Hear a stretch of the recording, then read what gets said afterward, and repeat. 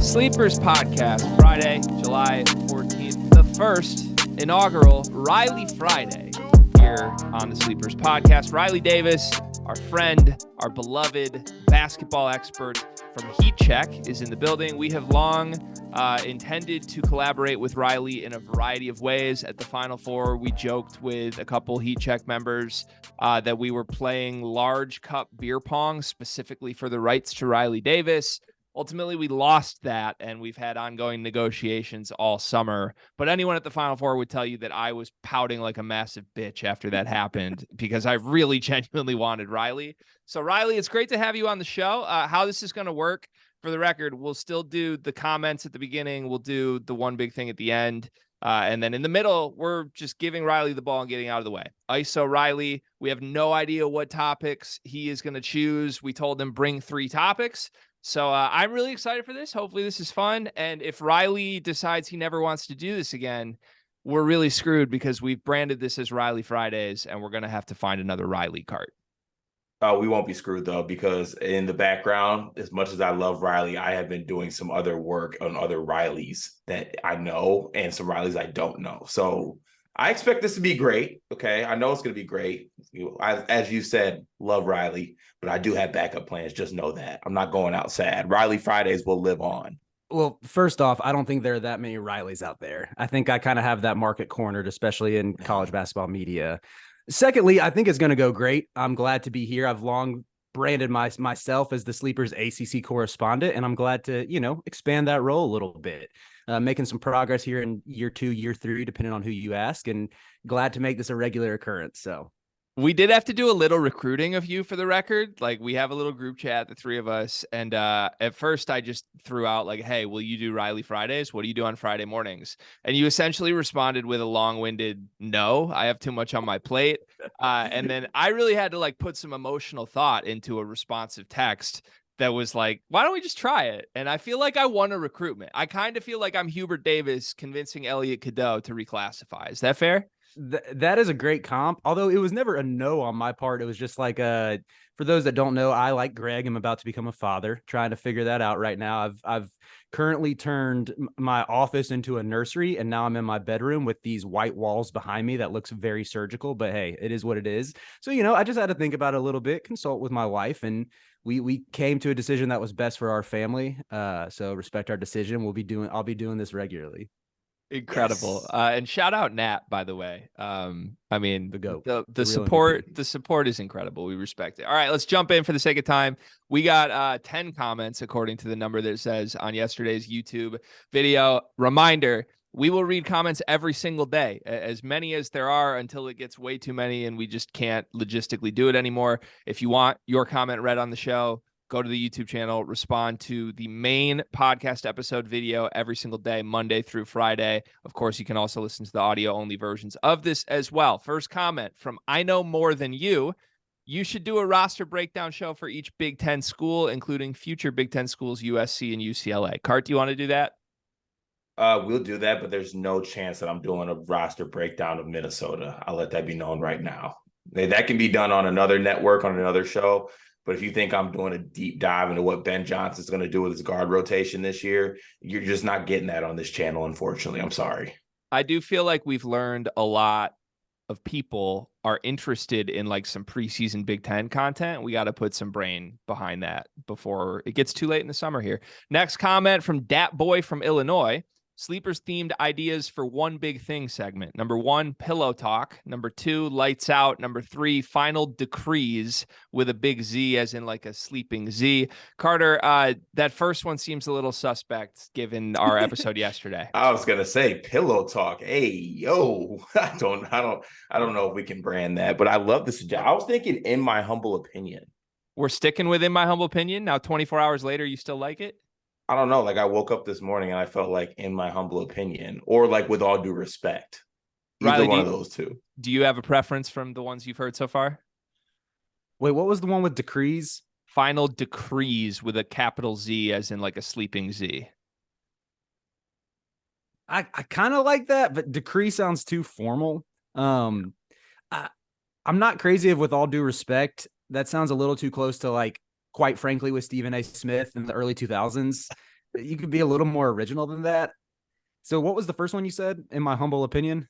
That's what we Yeah. went with yesterday. A comment Uh-huh. gave us in my humble opinion. I still, for the record, I'm standing by one big thing, but adding a second G to it and trying to get it sponsored by Big B. Big B, where you can get a lovely iced coffee, the best coffee of the name brand coffees in the state of Michigan. Cart, you love Big B. I do love Big B. And before we move on, one thing, did you know that Big B always had two G's in it? Did you know Well, that? it used to be redacted before it turned to Big B. You know that, right? Yeah, I know that. But I'm saying, like, I went to go tag him on Twitter the other day and I couldn't find it with just BIGBY. And I was like, oh, there's two G's in Big B. This is something I did not know. Extra G's. Uneducated viewers might think there's two G's on this episode, given that we added another white man with nice brown hair. Let's move on. Neil Stuckey, 9896, said, sorry for the longer comment. Want to touch base on a couple points. Keep up the great work, guys. Thank you, Neil Stuckey. He's the guy who talked about Illinois has better shooting. He says they should be more consistent. A healthy Goody will be a big boost, but Meyer by himself is better than the additions. He also thinks Walker is better than Frazier.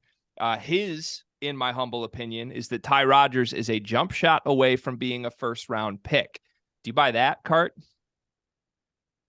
First-round pick. I could squint and in a world see where Ty Rodgers is a first-round pick with a jump shot. I could. You know how big of a believer I am in Ty Rodgers in his game. I don't want to go on another tangent about how much I love Ty Rodgers, but I could squint and see a world where if he gets a jumper and the other parts of his game come along like we expected, he would be a first-round pick. Riley, as an outsider, do you have any opinions on Ty Rodgers? We've really gassed up Ty Rodgers and also torn him down on the show in the last 2 weeks. Yeah, I think, like, I know when he was coming in, he was sort of branded as this utility point wing type player, but was that really even on display at all last year? I mean, from what I remember with the Illinois freshman class, it was, oh my gosh, the name's slipping me, that guard Sincere Harris, who was had some big moments in the non-con, made some big shots, but the rest of that freshman class, unless I'm forgetting anybody, was a little bit quiet. Although I kind of think the more egregious part of this comment is like gassing up Luke Goody on Al Gore's internet. Oh my God, what an entrance from Riley. Al Gore's internet, 10 minutes in. I respect it. Just what you got to learn about Illinois fans. We love them, for the record. Again, I reiterate, love Illinois fans, love everything about Illinois. They tend to gas up their role players in a massive, massive way. It happened last offseason with RJ Melendez in a big way. Didn't exactly turn out how they hoped it would. I think Ty Rodgers can absolutely be an NBA player. I don't know about first-round pick as a two-and-done guy. Let's just see him be like a good point guard for a couple weeks before we go that far. Let's keep the expectations low. Moving on, our boy Coy is back. He said, making the case for why Illinois might be a better three-point shooting team this season. Last year, they shot 30.8%. That was ranked 335th out of 360 Division I teams. It can't possibly get worse, right? I think it can get worse if you're playing Ty Rodgers 30 minutes a game, right? Like, that's not going to help your shooting. I don't get that. I never want to use the phrase, it can't get worse. It can always get worse unless you are actually last, but it can always get worse. Don't say that. The best case for them saying shooting's going to improve is that whoever's playing the Matthew Meyer role just isn't going to shoot 8 contested step back threes a game. Maybe that improves by like 2 to 3%, but I don't know that's enough to offset a guy who has never made a three-pointer playing 30 minutes at point guard. Like, that's a terrifying prospect. Cart, there's a lot of comments here about your Max Christie comments here. I'm going to read 2 of them back to back. One from Easy Rider 32 says the MSU fan base needs to rally behind Max Christie. Everyone was pissed about the drama around his exit, but on all sides, we need to admit his decision was the best one. Who would turn down playing with LeBron in his last years in the league? Not only that, but he is thriving in summer league. Let's be real. Would he have really put us over the edge last year? Everyone needs to apologize for the Cormac slander and welcome him back to the family with open arms. Your thoughts? Oh, there's a couple of things in there that are hilarious to me. Welcome him back with open arms. You can welcome him back. That's fine. I'm not saying no one else can. I'm talking about, if you ask me personally, I'm not. He's not with me. I'm not with him. I'm not a part of that part of the family. They can go to their own little function. Two, why is he saying that he knew he was going to play with LeBron James? Like, he's like, oh, I'm going to just come out. I know I'm going to play with LeBron James. Let me go in the draft. He didn't know that. Like, come on now. And the way he left, he burnt bridges on the way that he left. So if y'all want to like claim him because him and Colin Castleton are having themselves a hell of a summer league service, like, that's on y'all. Like, go ahead. But I'm not claiming Cormac. He's Rolling Meadows now. I'm going to say that repeatedly.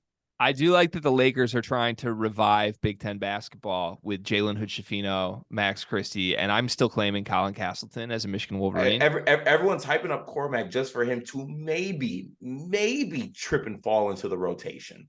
Maybe. Oh, that's not a trip and fall. He's been phenomenal this summer. He's really gotten a lot better. It's not a trip and fall. And all that to not be in the rotation. I respect your opinion. If Cormac is in the rotation, the Lakers will stink this year.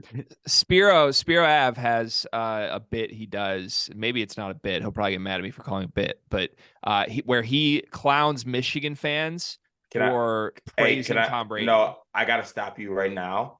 If you're gonna make some type of connection between me and Spiro, I will. No, I'm not doing that. Hit the lead button. I'm not doing that. Hear me out. Okay. First of all, why do you hate Spiro? What is that animosity towards Spiro? We had a great time at his show. I did have a great time, but Spiro's always antagonizing people on Twitter, and I don't do that. Oh yeah, you compared me to him, and I am always doing that. So his bit though is that he makes fun of Michigan fans for pointing out that Michigan fans hated Tom Brady.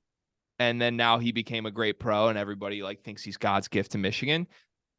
I give Michigan State fans some credit for not doing that with Cormac. Because if Cormac becomes like an NBA star someday, it seems like you're standing on your Cormac hatred, which I think is more genuine than the alternative. But I don't know that it's the right move. Just saying. I mean, I think it's a lot easier to not claim Cormac when his like shining moment has been hitting step back mid-rangers in summer league compared to, Brady getting 7 rings like Ariana Grande. Okay, all right, we got Riley triggered right now because we're throwing Tom Brady in the same category as Cormac Christie. We can't have that. Yeah, I forgot we do have Tom Brady fan, Bucks fan, Riley Davis in the house. Make no mistake, it's a Bucks fan. I'm a lifelong Bucks fan long before I was a Brady fan. Oh, so you're not claiming Tom Brady? I claim Tom Brady because he got a Super Bowl for my terrible franchise, but I just want I got accused of being a bandwagon fan the last 3 years more than I would have ever expected when I've literally been a Bucks fan, like getting crap from my Panthers fans friends when like Cam Newton was stunting on us for the better part of a decade. And now everybody's telling me I'm bandwagon. I'm y'all have seen me down bad with Jameis Winston throwing 30 interceptions. Like you see me with Jeff Garcia and Brian Greasy and Bruce Gradkowski as quarterbacks. I'm a Bucks fan through and through, but I'm very grateful for Tom Brady and he'll always be a legend in my heart. Hey, you got to eat the L's to eat the W's, Riley. Last question. Do you claim Kim Kardashian if you claim Tom Brady?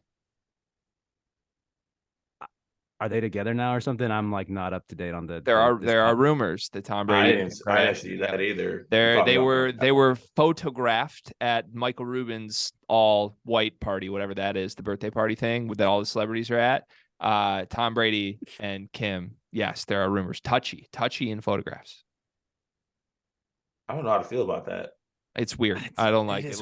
Let's move on. I'll let you guys stew on that for a little. One more Cormac comment from Ulamog.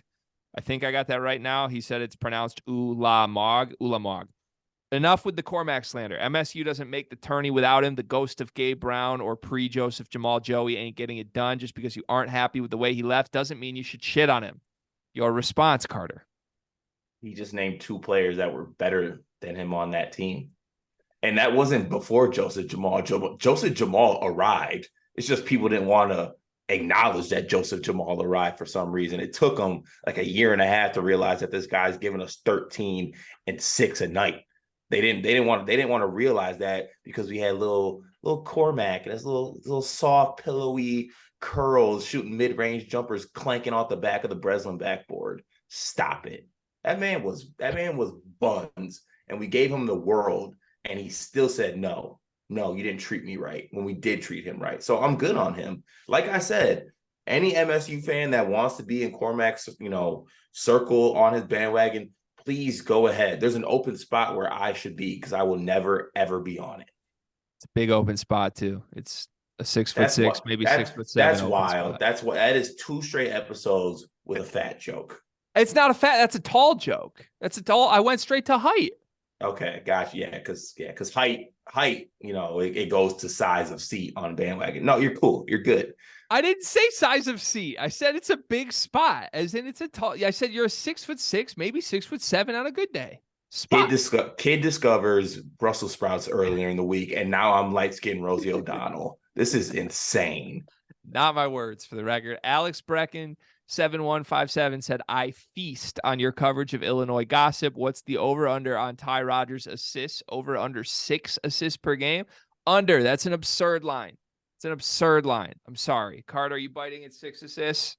No, I would take under, and I'm tempted to put like some stupid level of bet on it that he won't average over 6 assists. And that's not even like dissing Ty Rodgers either. I think that's just like 6 assists a game. That's like a pass first, like elite passer type assist numbers. Like if you get 4 or maybe pushing like 5 assists for Ty Rodgers, that's probably a great year. 6 is just that's ridiculous. That's greedy. Ty Rodgers had 32 assists in 17 minutes a game last year. 32 assists on the whole season.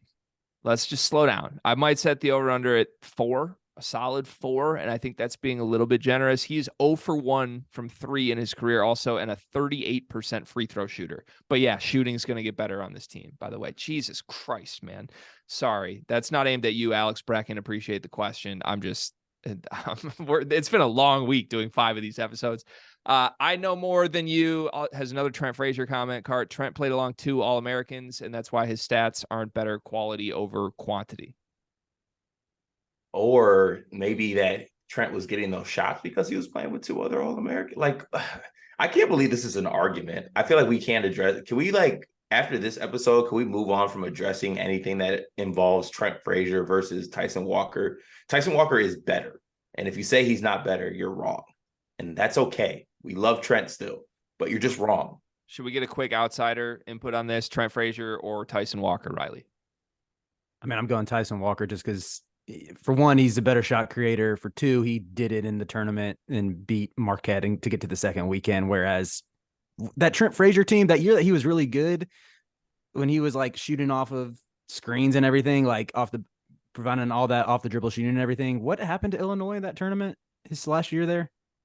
I believe that was one year they lost to Chicago? Loyola in the round of 32. One year they lost to Houston, but barely scraped by Chattanooga. It was one of those 2 years where the way that Underwood would, I mean, don't get me wrong, like Trent Frazier did some really good stuff that year and was fun to watch. And yeah, I thought he was pretty dynamic with the ball in his hands, but I just think Tyson Walker's at a different level, and seeing him do that in the tournament, that gives him the edge for me.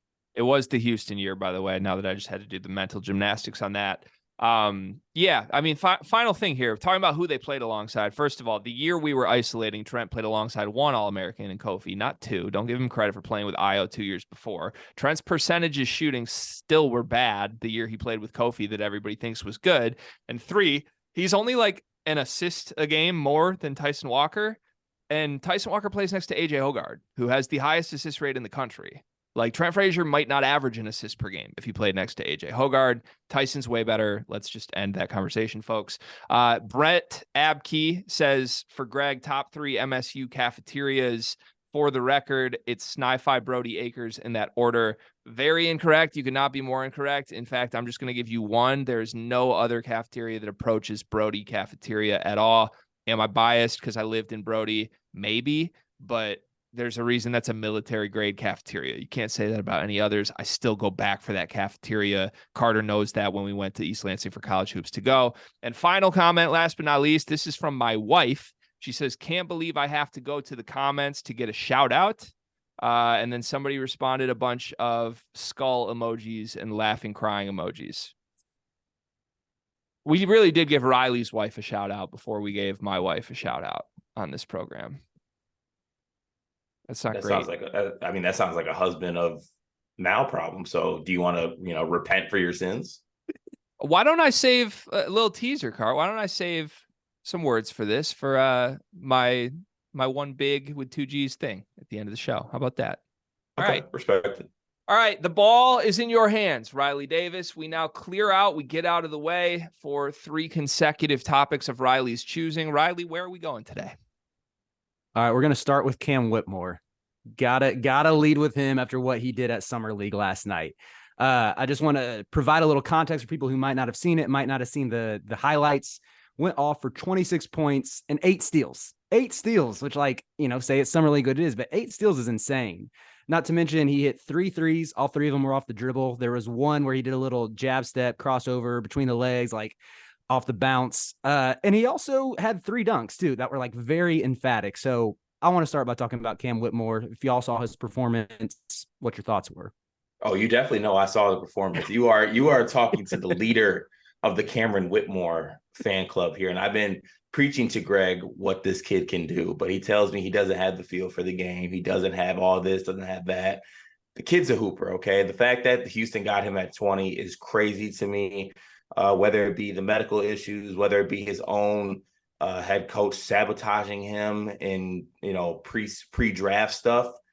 It's just mind-boggling to me that this kid could not get on the floor more at Villanova. You guys know how it eats at me every single day of my life more than it should that this kid didn't get more time at Nova. It makes no sense to me. But, I said to Greg before, just when we chatting offline, that I were trying to find like a Cam Whitmore like comp. And the one I always came back to is he gives me DeMar DeRozan vibes, but he truly does. The athleticism is there. He might be a better actual 3-point shooter than DeMar. I mean, DeMar's doesn't even take 3-pointers at this point. He definitely doesn't have the mid-range game that DeMar has, but for some reason, I always come back to he gives me DeMar DeRozan vibes. I think he's going to be a really good player. The fact that Houston got him at 20 is the fact they got a twin and Cam Whitmore at 20 is so unfair, and I hate it because I guess the Pistons and the Rockets are head-to-head, in a battle for some reason on draft Twitter. So Cam Whitmore's been special, and I feel like Greg doesn't want to come around and say he's been special. Special? I mean, he's been special. We're throwing the special word out. The ISO scoring, I mean, I definitely see where you're coming from with the DeMar comp with that. Like, I think we saw it a little tiny bit at Villanova, but I mean, what he was doing last night kind of showcased the whole bag. And I would even say with the DeMar comp, like, I think Whitmore's defensive ceiling is a lot higher because I know DeRozan's really never been like a plus defender, but just because of like the size, the frame that Whitmore has, he looks like he can add more muscle, add more weight than DeRozan can too.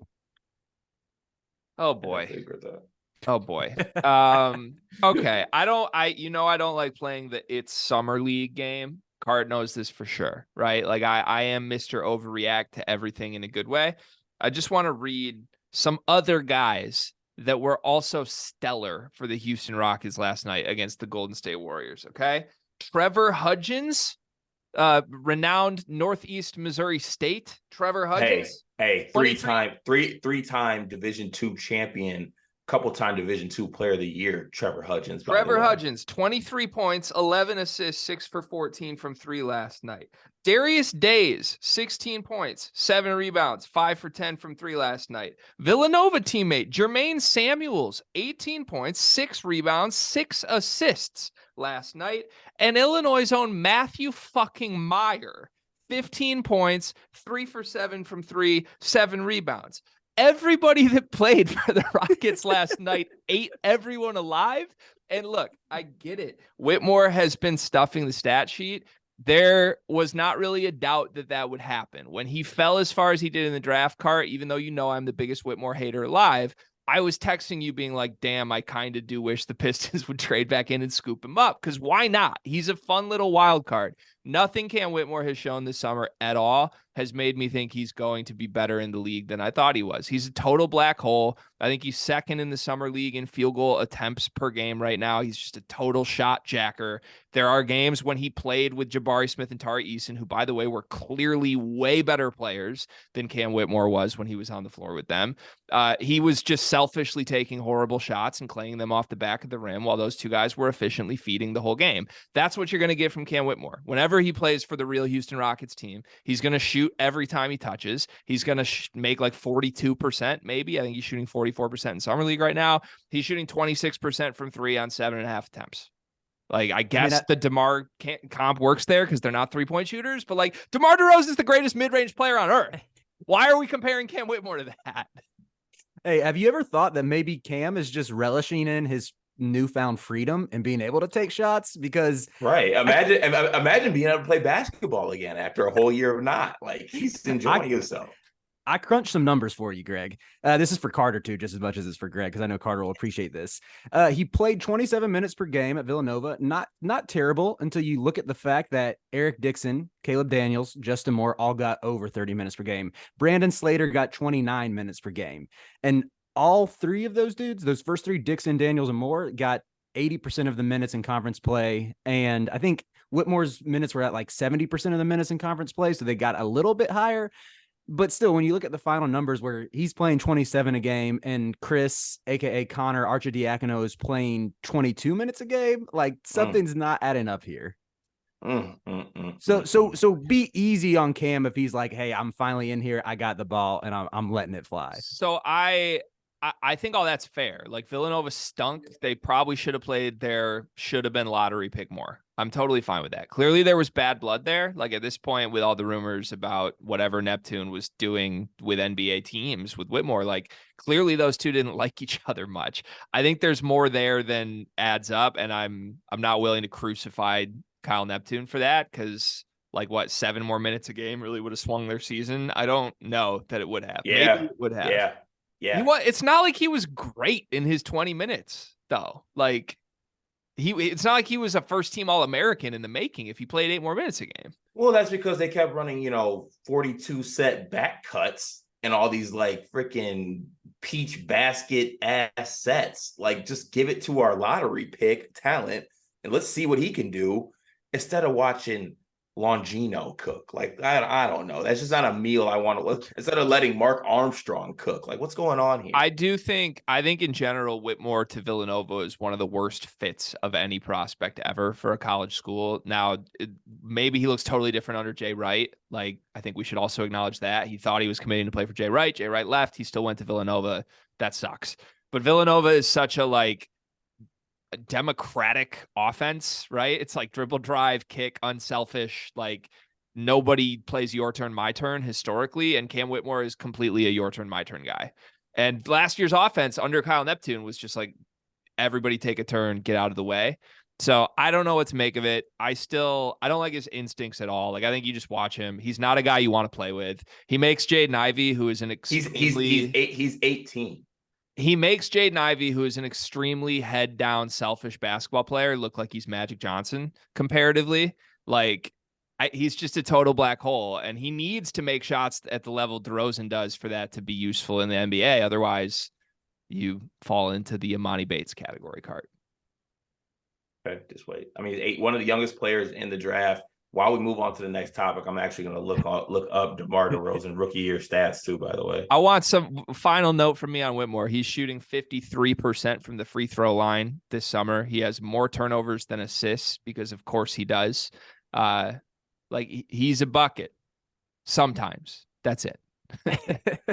All right, before we get on to the next topic, I got to add one last note on the Rockets Summer League. That Matthew Meyer, because I want to get in the good graces of Illinois fans, because I feel like y'all have kind of tapped into that. For one, I mixed up Sincere Harris and Jaden Epps. It was Jaden Epps who had some moments in the non-con. But Matthew Meyer put up 15 points despite being assigned number 60, which I think that can't be overlooked. That he was literally trading threes while wearing 60, man. Like, talk about a confidence crush if like your coach throws you a number 60 jersey on a basketball court looking like Michael Orr in The Blind Side or something. Like, that is critical. I like that point. All right. Luckily, we got number 2, topic number 2. You kind of touched on it some with the comments, but we need to talk about our Cormacs. Jack Harlow voice. Yes, our Cormacs. I want to talk about my Cormac Ryan. Notre Dame transferred to UNC. And this is actually a funny story. I don't know if Carter can still hear this, but Max Christie's freshman years, before I really knew y'all that well, I would always see Carter tweet about Cormac. I'm like, who is Cormac? Why is he tweeting about Cormac Ryan? Like, this dude doesn't really follow ACC basketball like that to be tweeting about Notre Dame shooting specialists. But my Cormac is making waves in UNC basketball Twitter by these different clips that are leaking of him making no look passes. He had one clip of throwing an alley-oop in transition to Louisville transfer Jalen Withers. I'm going to say that quietly, grit my teeth a little bit. And lastly, I went to a UNC pickup game a few weeks ago, got an exclusive invite to this, not got to flex a little bit. And respect. I'm just going to say that the way that Cormac moves without the ball, the way he's trying to relocate, getting open for shots, something that UNC sorely lacked last year. I got to say, I don't say this lightly. It gave me Brady Manick vibes just in like a 6'6" shooting guard, the way he's looking, the way he moves without the ball and tries to get it open. And 2 years ago on this very pod, both of you called my king Brady Manick the brick from French Lick, and he literally went on to become like the best shooter in the country. So please slander my Cormac, and let's get some of that good juju going from y'all. Where's Cormac Ryan from? That's a great question. I want to say he's from California for some reason. That sounds about right. He looks like a California kid. Okay, Google tells me he was born in New York, New York. Did he? I don't know why I want to say he went to Mater Dei, but that might be wrong. But also crazy, you just called Mater Dei. He went to Milton Academy in Massachusetts. Okay, all right.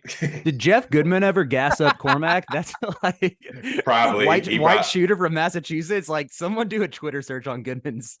Hey, that brings me to the point I think I want to talk about in this situation. You just came on here and were grinning ear to ear because a Caucasian male named Cormac, who's 6'6", is doing a good job of moving without the ball.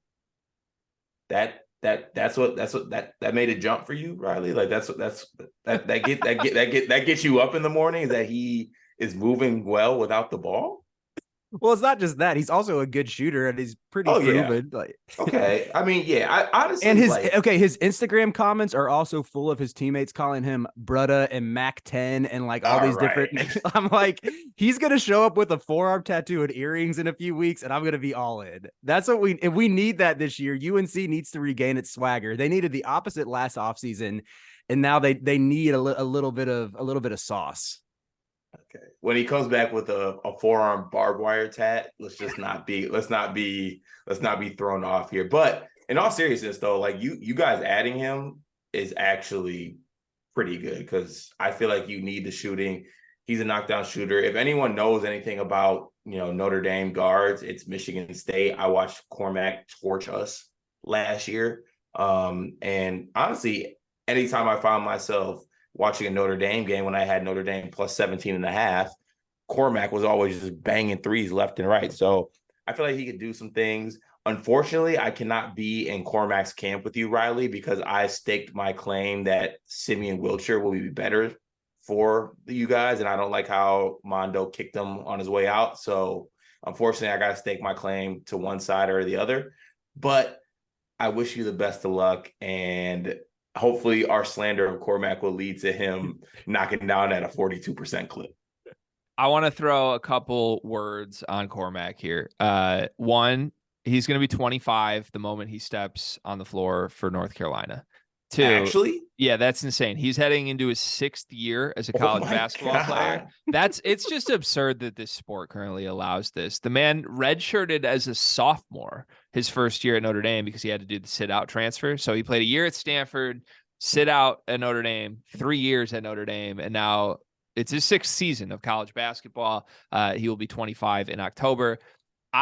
Years ago, I was convinced that Cormac Ryan and Robbie Carmody was the next John Beilein backcourt that was going to just keep Michigan at the level that like Trey Burke and Tim Hardaway did.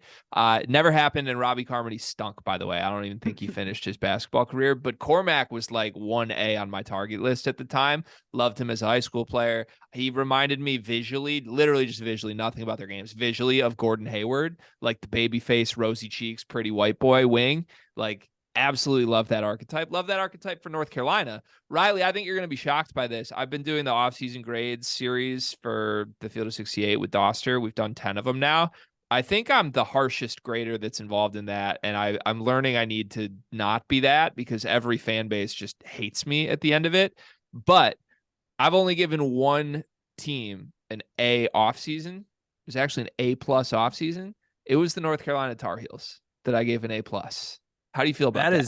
That is way higher than I would give them. I'd give them like a B, like a fringe B+. Greg probably gave him an A just because they lost Caleb Love.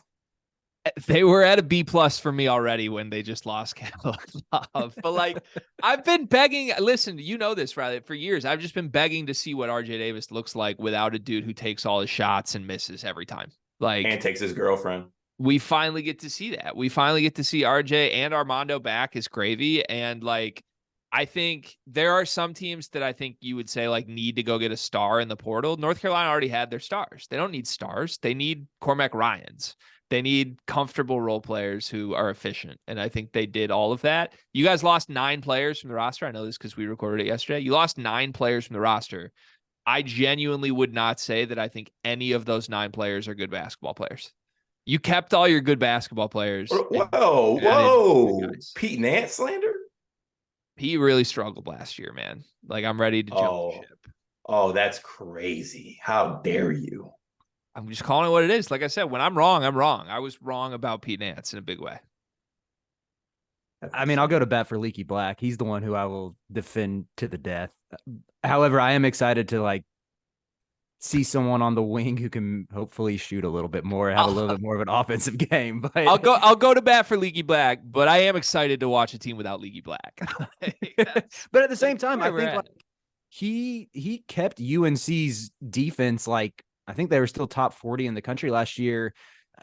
I don't really like necessarily how he was utilized all the time because too often last year, I think Carolina played this really conservative defensive scheme where they're staying home at shooters and like you weren't really maximizing the length of Leaky. You weren't really maximizing the length of Pete Nance and letting them like stunt, dig, gamble at all. But having a guy like Leaky who could take out another team's best wing just like single-handedly, like I go back to that performance against Brandon Miller where Brandon Miller shot like 4 for 21, I believe, and UNC still found a way to lose because what was it, Greg? You might remember Caleb Love shot like 14 for 36 or something. Insanity. I think it was 39 shot attempts. I think you might be right. I think he scored 34 points on 39 shot attempts. Yeah, ridiculous. All right, let me ask you both this. If you could take the unknown of what Cormac Ryan will be next season, but he's the guy he is off everything we know about him for North Carolina, or you could take Max Christie's freshman year at Michigan State. Known quantity, you get Max Christie's freshman year. Which one are you taking? Cart, you're shaking your head. That's easy. I'm taking Cormac Ryan. Easily. I'm taking Cormac Ryan too. I mean, it's like literally comparing a 25-year-old movement shooter to an 18-year-old with quote unquote pillowy curls who was like very hot and cold from 3. Yeah, like that's not even a question. Hey Riley, y'all stunk last year, by the way. I'm just letting that be known. Y'all really stunk last year. Like, I mean, on this panel right here, Greg's team went to the NIT, and it's not the worst team on this panel. I just want to let that be known. So you got something to prove this year. So yeah, these boys better hoop. That's why I'm not giving them out of principle. I can't give UNC an A, like, especially when you bring in a bunch of guys who are coming from losing teams. I know I already kind of made my Jalen Withers joke, but yeah, a lot of these dudes, I hope that I hope that they're hungry and it's not just like they're having to spend the whole year, like getting over losing habits. Cause theoretically you could say when UNC gets to 5 wins this upcoming year that like Jalen Withers should be happy about that. Like having more. I don't know why you're harping on Withers. He's like your 9th best player. I know. And he looked pretty good. Let me run through the offseason for you. You got Cadeau to class up. That's massive. If he's good, that's huge. Your team's incredible. You got RJ Davis and Armando Bacot back. There was absolutely no reason those guys could or should return. And they're back and they're both superstars. And now they're both playing where they'll be the key points of this offense instead of Caleb fucking Love. That's absurd. 3. You got Harrison Ingram, who nobody's talking about, who I think is one of the 5 most talented players that hit the portal this offseason. Yeah, he hasn't been on a winning team, but he's really, really good. And I think he works next to those 3. You kept Seth Trimble, who I'm still pretty high on. You added shooting in a bunch of different guys that are just role player shooters. And now you have like 100 different versions of how this team can be good. Like if Cadeau hits, you play through Cadeau and RJ's the 2 and you're awesome. If Harrison Ingram hits, then you don't need to play Cadeau. Then you play RJ at the like. There's so many different versions of Carolina that can be great, which is super exciting to me on a team actually built around the 2 good players of the 3 stars instead of our entire season hinges on one guy who's horribly inefficient. Like, I don't know how that's not an A off season, guys. Like, that's a great off season. Yeah, I mean it's a good off season, but you also just said let's get a bunch of losers, combine the losers, and see if those losers can get excited about winning with some superstar players. What would you have changed? Just get bigger names than the guys they got? I wouldn't change anything. I just wouldn't give them an A. Like you're very right about your own grading scale and being self-aware. It's not an A. It's like a B. But I like, unless you can tell me something they should have done differently, how's it not an A? Yeah, I mean, I agree with the Cadeau piece. The Cadeau piece is huge because I'm sure there were plenty of schools that were tampering and offering NIL packages, like plenty of schools that needed a point guard. And for Hubert Davis to be able to close on that and get him this year, I think is big. I will say this is like maybe my equivalent of Illinois fans gassing up Luke Goody, but I love James Okonkwo as a backup big to Armando because he has a 7'2" wingspan, had a crazy block rate last year, and is going to just catch a ton of lobs from Elliot Cadeau whenever he's on the court. And I think it shows that Hubert was able to identify some holes in the roster when it comes to needing athleticism, when it comes to needing like a defensive stopper and going and getting it done. I think the reason why I'm not quite to an A yet is because of some message board rumors back in like March and April that it was like, oh, there are these back channel conversations with Terrence Shannon. There's everybody was having back channels with Justin Moore, like these big names that were allegedly going to hit the portal that never did. So I think that's where like, it was like, oh, we're North Carolina. We have NIL funds coming in. We're a blue blood and we're about to fix this like horribly disappointing season. And to not get the big names, I think that was why, like, personally, I felt a little disappointed. But when you put it like, and I know Doster's been arguing the same, is that UNC built around RJ and Armando, which I agree is wise. It's like, there's just part of me that, I don't know, man, like as a fan, you still want your team to win the headline battles in the offseason, especially coming off of this like PR nightmare that was the North Carolina 2022-23 season, to where I just wanted like that one big name, like Justin Moore hits the portal, comes to reunite with his AAU teammate Armando, and like Duke fans are out there shaking in their boots. You know, that's really all I wanted was like Duke to be, they aren't going to be shaking in their boots because of their roster, but to at least be like a little bit scared instead of having Duke fans in my mentions telling me that like, I had like a bald Duke fan in my mentions telling me that Okonkwo's 2 points per game are going to be prolific. And I'm like, bro, like understand his role. Like I would have got the cooking him right back. I'm like, doesn't your best player have 2 bad hips? Like, lower your tone. I made the point to him that he's gassing up Derek Lively, who averaged 5 points a game last year. And like, I know Lively went lotto, but guess what? James Okonkwo is literally 4 months older than Derek Lively. Like his best ball could be ahead of him. I think my only counterpoint to everything you said, Riley, is one, I think Harrison Ingram is a big name. I think he's a bigger name than we're giving him credit for. And two, I think exactly what you said about Doster's point, just being like, I don't think adding more stars would have made this a better team. I think they have the stars. They need to add role players that fit them. I think they did that. So credit to you, Riley, because I think your team's going to be good this year. Let's move to the third topic. What do you got? Hey, it's Greg here, interrupting whatever nonsense Cart and I are talking about to ask you if you knew that we do this 5 days a week now. Monday through Friday, you can find the full video episodes of every episode of the Sleepers podcast on our YouTube channel. You can also listen to them wherever podcasts can be listened to. Please like and subscribe, though, because we're kind of trying to make this a more real thing, and we don't really make any money off of this right now, which is not ideal. So, yeah, thanks for watching. Hope you enjoy this, and let's get you back to the show. All right, this last topic, we're getting off of basketball. I wanted to let Greg take a little chance to shine and shed some insight on Wimbledon. Give the people some stuff to look for this weekend when it comes to Sainte-Côte. Sorry, bad British accent. Yes. Tell them what they need to know about Alcaraz. Like, yeah, of course. I love this. We've I think hinted at small tennis bits in the last couple of weeks. Cart, you like tennis too, right? Like one of your favorite-ish sports. You said you like it more than baseball. Yeah, I recently but I'm new to the sport, but like I really enjoy actually watching it. I don't know why it took me so long to like actually watch it outside of watching like, the generic, Venus, Serena type matches, big names, but I really enjoy it. Alcaraz is the young gun, so I actually do really enjoy watching tennis lately. Tennis is great for a couple of reasons. One, it's always on. Like it's like golf. Every single week there's new tennis. Two, it's a daytime sport. So like while you're waiting for whatever football game comes at night or whatever basketball replays you want to watch, like tennis is just constantly on from like 8 a.m. through the afternoon. It's fantastic. Right now we're down to 4 at Wimbledon. Wimbledon is the best, most fun tournament of the year every single year. One of the 4 majors.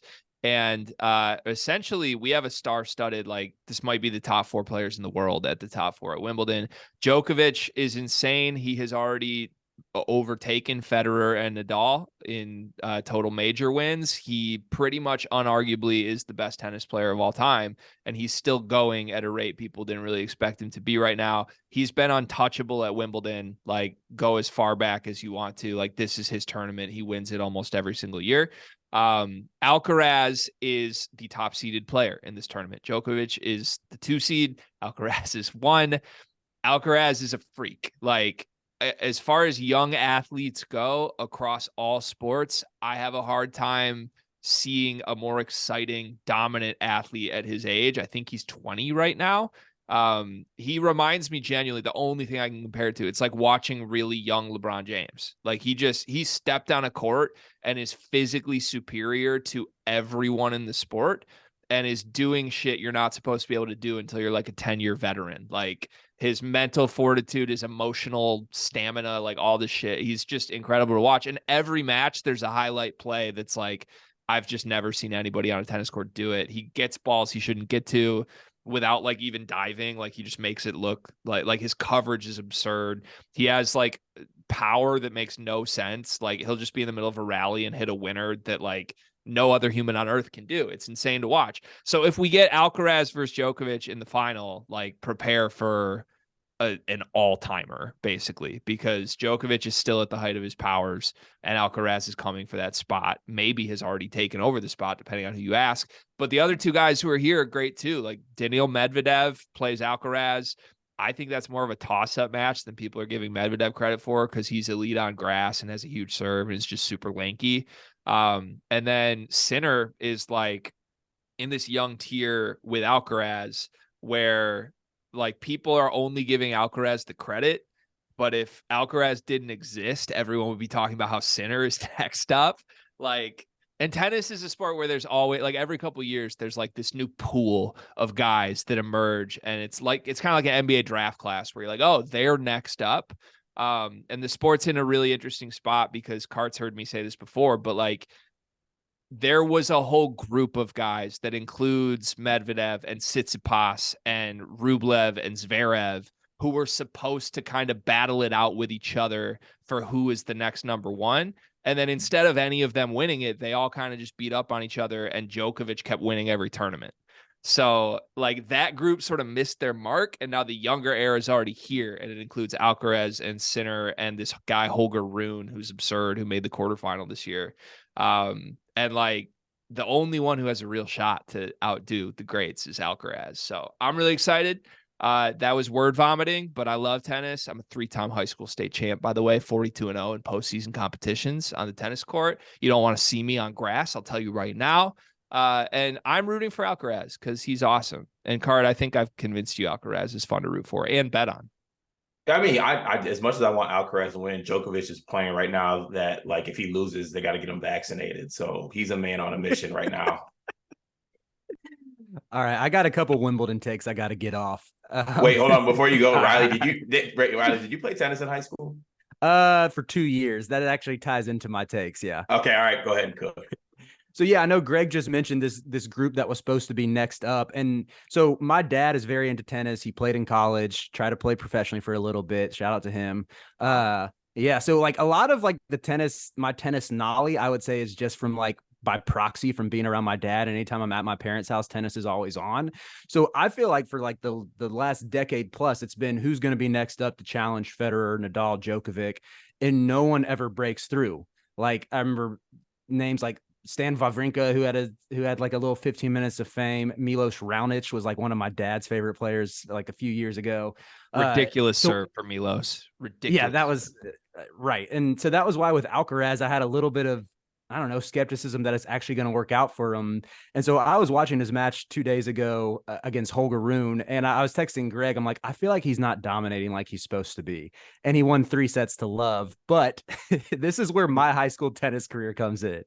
I would have liked to see Alcaraz win at least one of these sets, 6-1 or 6-love or 6-2, because yeah, with my dad tried to get me in at tennis at a young age, didn't really like it. Played a little bit from like ages 6 to 8. I had a pretty good forehand, like for a kid back in the day, then just like gave up with it, but decided to play like my freshman and sophomore year of high school, just kind of for fun, stay in shape, like for football in the spring season. And I lost so many matches, 6-1, 6-1. Like that is my standard for like, I know when you're truly dominating is when I went to, private school in Charlotte, and our tennis program was a joke, but all the other private schools in Charlotte were like disgusting at tennis, as you would expect. And so like they used to just come dominate my school. Like anytime they would, like, we only had 4 tennis courts at my school, so like you couldn't even have all 6 singles matches going on at once. That was such a private school in Charlotte comment right there. Oh, we only had 4 tennis courts. West Charlotte private school had 10. All these other private schools legit had like 10 to 15 courts, and we had our little 4 courts, and these matches would take forever. And then after my sophomore year, my dad was basically like, you don't take this seriously, you need to switch to track for your spring sport. And I did, and I was actually good at track. So honestly, that probably should have been the move off rip, because I really couldn't get past your statement. What you said, I wanted to play tennis to stay in shape for football. I'm like, all right, Riley, come on now. Yeah, like, that's crazy. That's a crazy statement. I mean, all the I ran. Well, I didn't run. I threw track. I was part of the field events, obviously, but all football players ran track. Did you say you threw track? Well, I don't like saying I ran track because I didn't do any of the running events, but I was on the track team. Through track? He did shot put. I did the field events. What does that mean? Shot put, discus. I did a little bit of subbing for like long jump, but so wouldn't that be you threw field? That's what I meant to say. I already clarified that. There's no way you're getting hung up on this. No, I'm not a track guy. Everybody knows this. Like, I think running's pointless. At least I used to. Now I live for it. But yeah, I don't know. I was confused by the term. Like, is that normal terminology? I threw track. I've never heard that. Well, I probably should have said I did the field events, but I do tell people I threw track all the time because I didn't run track. I don't know. Maybe it's funnier to me than you, but yeah. I was just caught up on if that's an actual statement or not. It is funny now that I understand. Thanks, Cart. You're welcome. Yeah, I mean, I think you're underestimating on tennis, Riley. I think you're underestimating at the professional level how easy or difficult it would be to 6-0 somebody. Like, probably everyone who's a professional tennis player is supposed to win their service games. Like, even you could take the 120th ranked player against Djokovic, like, he's supposed to win his service games at least more than 50% of the time. So yeah, a 3-set. Like I was watching that match literally from start to finish, and I was like, damn, Alcaraz is dominating. And then you texted me like, I would have liked to see him be a little more like, what? Like, okay, well, did you watch my guy Eubanks? I like this dude Chris Eubanks. I hope he's not just like a one-off and can actually no, Eubanks needs help. That man's a menace. He also he was up 2-1 to Medvedev in the quarters and almost made the semis. I think he is a classic flash in the pan guy, though. He won his last tournament right before Wimbledon, though. I know because I bet on it. So maybe there's more there, but I feel like he's not super young, though, isn't he? Isn't he just like... He's like 26, 27? Yeah, he's 27 and like just broke through out of nowhere for the first time. I don't like those guys. Age is only good in college basketball. It's not good in tennis. Wow, that's tough. Just being honest. All right. Well, this was a great Riley Friday. Great debut episode. Appreciate the effort that Riley Davis put into this. Let's end with our one. Are we calling it one big thing today, Cart? One big with 2 G's? That's what I wanted to do. Okay. Yeah, let's do that. One big thing. Cart, why don't you go first? What do you got today? I don't want to go first. I always go first. You go first. I'm going first? Okay. Yeah. I alluded to this with comments earlier, but I'm just going to shout out my wife. My wife's been awesome. Riley's about to be a dad as well, and he'll learn this, but like you don't really expect the sort of admiration you end up getting for your wife when you go through having a child with her. Like my largest takeaway from the last 2 months of my life has just been like, holy shit, moms are superheroes in general. And specifically my wife, like she's just incredible. Like I podcast daily now. Like, do you know how selfish that is for me to be like, oh, by the way, like Carter and I are going to do what we did once a week, 5 days a week now. And she just like deals with it and listens to every episode. It's incredible. And our daughter's been like awesome. She's been super smooth and incredible. Everything's going great. But like just yesterday, we had a really rough day with her. She just wouldn't sleep, was just screaming her head off for all 12 hours she was up. And like my wife just rocked it like while I worked and tried to pitch in and help where I could. But yeah, just like I think there's probably a lot of dads out there, if anyone's listening to this, that's like I went through that same thing and I can relate to that. Riley will definitely know that with Natalie soon. But shout out to my wife, shout out to Mal. She's the best mom in the world. She's been crushing it, and I love you, Mal. There you go. Man, Anybody want to jump in? I'm about to get emotional on this end. Wow. Sheesh. I definitely probably should have gone first because my one big thing is definitely not gonna. My one big thing is that I think that old people should have to retake the driver's test once they hit like 60 or 65. Because the fact that I appreciate, I love my elders, I love old people, all that, but the fact that they want to be independent is putting my life at danger because Esther is going 25 on the highway. Like that's just not gonna get it done. Like I said, they can drive, but they got to retake the driver's test. Like if you took the driver's test in black and white, you should have to retake it when it's in color. Like that's I don't know. I don't know what the actual age limit is, but something needs to be figured out about that because they're putting themselves in danger and people around them. That's my one big thing for today. Wow. A lot of old people slander from us this week. I slandered them at the grocery store. You slandered Esther today on the roads. That's tough. I thought you were going to do your one big thing about your work day yesterday. No official statement on the activities from yesterday? Not yet. I don't want to comment on a pending investigation. Okay. Riley, wrap us up here on Riley Fridays. What's your one big thing? Yeah, I got one big thing that actually came up in conversation earlier this week. My wife and her sister-in-law, she works in the finance world, and there's an office in Durham where I live. But she lives in Charlotte, works remotely, but has to come into the office 1 week out of the month. So she stays with us when she's here. And we got into a bit of a deep dive on cell phones in the early 2000s, talking about the LG Envy, the LG Voyager, Classic. LG Juke, the chocolate, and chocolate. Of course, the king of all is the Motorola Razr. And I just want to say that cell phone designers in the early 2000s were in their absolute bag, and it made me kind of sad that like everybody just, we all go for an iPhone now. There's no pizzazz, nothing special about it. There's no excitement of going to the AT&T or Verizon store and thinking like, am I going to get a phone that slides up? Am I going to get a phone that opens this way? So bring back creativity in cell phone design. That's a little pro tip to Apple. Hey, I love that because the best phone of all time is the BlackBerry Sidekick. And that thing went crazy. You flip it up. I had the belt clip. I was that boy. You can play that. I forgot what it was. It's called Ball Breaker, some type of game you played on the BlackBerry. Like I know exactly the game you're talking about. I had a BlackBerry Torch that slid up and had a touch screen. Yeah, you had your BBM pin. Mm-hmm. You slide the BBM messenger. It was classic, man. What a phone. So that's your favorite. What was your favorite from the phones? I would go with my BlackBerry Torch. Either that or like my first phone was a Motorola Razr, which like it was the black Razr that was just so sleek, like in 8th grade. I remember like getting text messages from numbers being like, yo, what's up? And being like, oh, is this like a cute girl at my school? And it's like, no, this is your friend David who just got a number and saw you just got a cell phone. That was always tough.